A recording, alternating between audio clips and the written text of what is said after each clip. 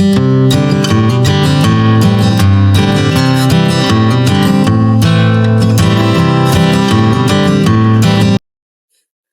hello everyone. Welcome in. I hope you are doing well today. I'm Taffany, and this is Tika's Gardens. And today I am going to be doing some cleanup in the garden. I'm going to be cleaning up along the foundation of the house here near our back door and also back in the bedroom garden. I have some cleomes and angelonia that's kind of stuck underneath there. That the angelonia is dead because it's just been overtaken. My gardenia is overtaken. My Indian hawthorn's overtaken by the cleome. So I'm going to pull that up so that can kind of clean up that area some.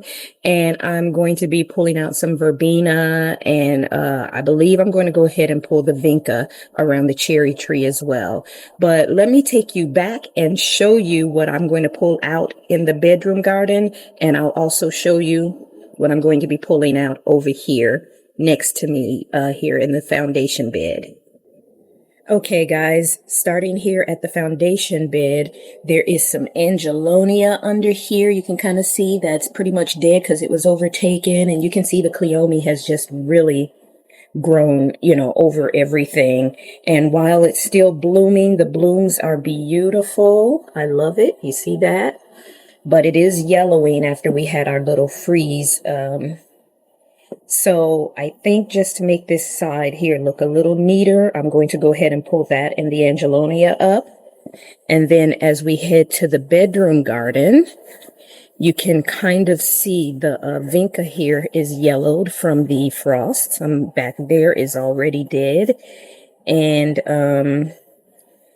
I think I'm going to pull that up and replace those with some dianthus or violas. Same here, the circle bed. I'm going to pull out the verbenas and replace them with some dianthus or violas. I've got a couple of small dead miniature roses there. And I was going to pull this miniature rose up here, but as you can see, it's starting to get new leaves.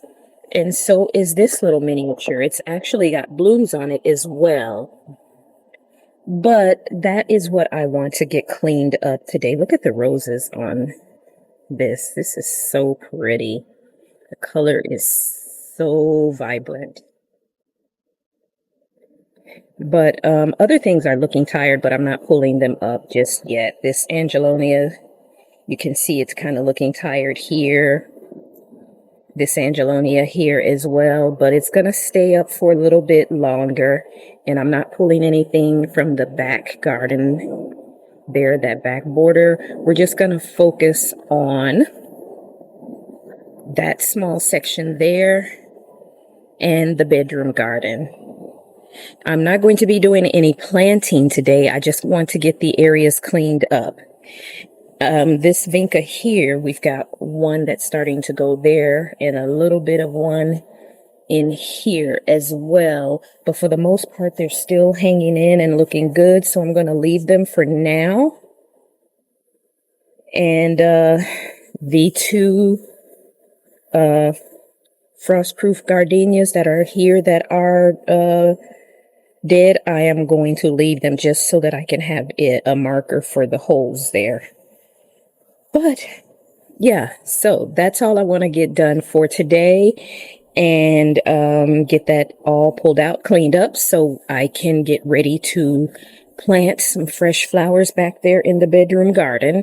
And here I might do some violas along that front edge. We'll see.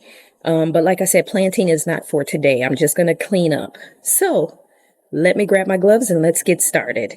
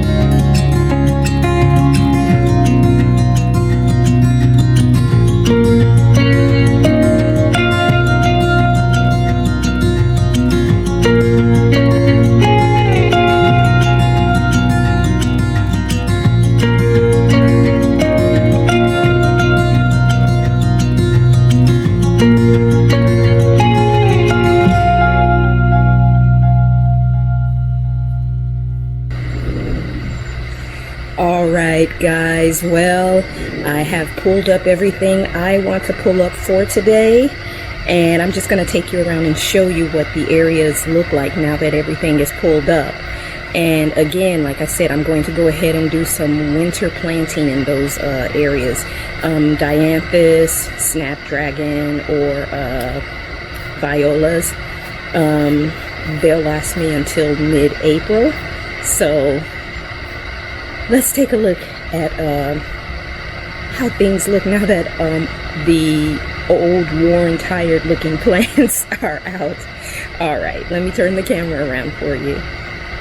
All right, so we are starting right outside of the bedroom garden, and straight ahead you can see all of the vinca are gone. I have the green liriope grasses. Looks like I lost one right there. I don't know if I pulled it up or if it died or what, but I'll have to replace that. I got the weeds up from this section. As you can see, I pulled up the dead miniature roses. The others I left, the one over here and the one right there. And then of course, as you can see, the circle bed is now empty.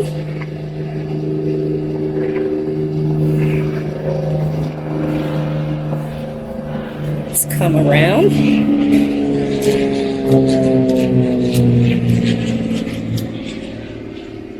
There's a plane going overhead, so I was letting it go. But you can see that the circle bed is empty. Let's come to the garden path from this direction. And you can see, so that's going to be pretty with some fresh flowers. And turn the soil over to give it a fresh look. So yeah, so that's the, oh, almost forgot. I also pulled up, as you can see, the succulent. I have to get those weeds up in that corner there.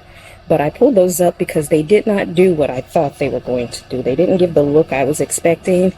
They were doing great, actually. Looked healthy and everything, but just not what I was expecting. So those are up. And I have this gardenia radicans that I did not pull up. Anytime I leave a dead shrub in, it's just to keep the hole. And I'll pull it up when I replace it.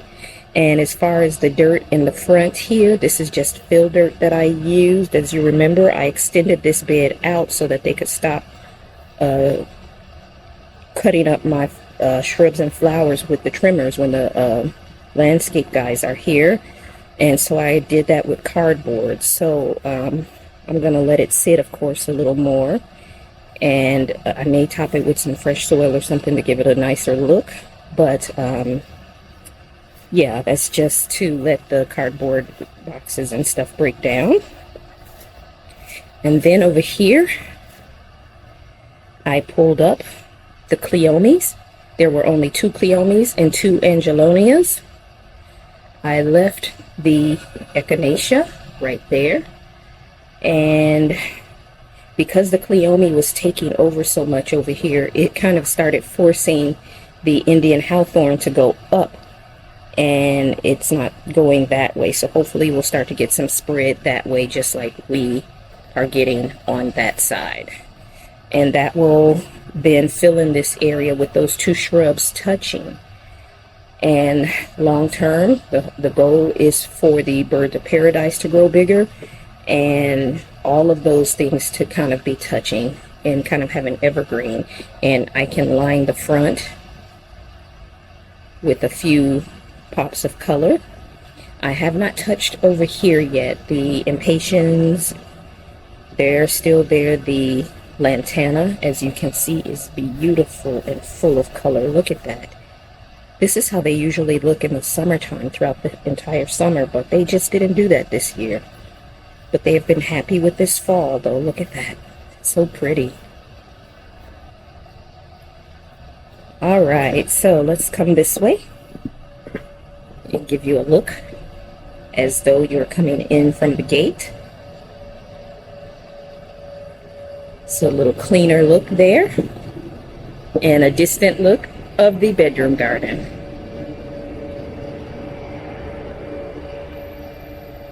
All right, well, that is it, everyone. We've got it cleaned up, and even though I really like the cleomes and they were still blooming, although they were also yellowing and there were no leaves down underneath, just the ones up top. So like underneath, just sticks, just on the top were leaves and the blooms.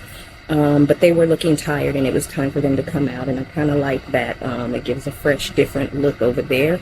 And even though it looks empty, I'm glad to have those verbena up. And I think it's going to look good, like I said, with some snapdragons or dianthus or violas. So whatever I finally decide on, we'll get those plopped in on a day when we don't have another freeze, because we had a freeze this Sunday night. It went to 32. So not, well, I don't know, freeze, but first frost or whatever, freeze warning.